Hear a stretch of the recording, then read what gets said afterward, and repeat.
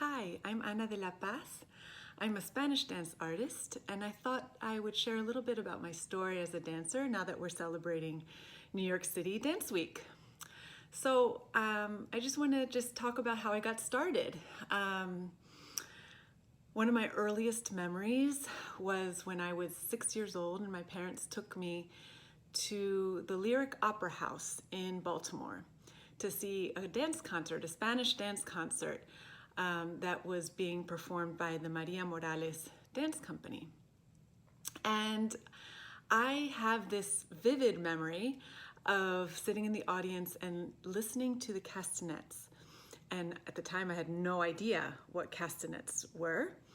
But all I remember is hearing these sounds that were very precise and rhythmic and not understanding where it was coming from. And I also remember watching the dancers on stage, this color and the spectacle of it. And when a dancer would leave the stage, I would wonder, where did that person go? It was like total magic to me. So at the end of the performance, my mother took me to the reception and she asked the choreographer, Mrs. Morales, how she could sign her daughter up for classes.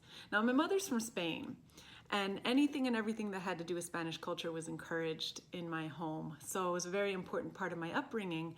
And naturally, if there was a place for me to learn Spanish dance, my mother was right there to sign me up.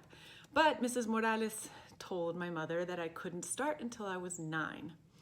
So I had to wait a few years, and a few days before my 9th birthday, my mom took me to my first dance class with Mrs. Morales.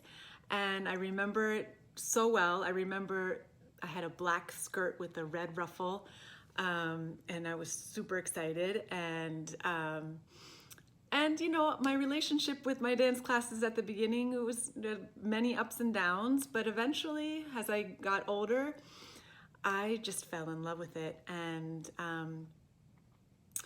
haven't really stopped. So, you know, I think back to my days at the Peabody Conservatory in Baltimore, which is where Mrs. Morales taught all those years in those studios, and the generations of students that danced before me, learning from Mrs. Morales.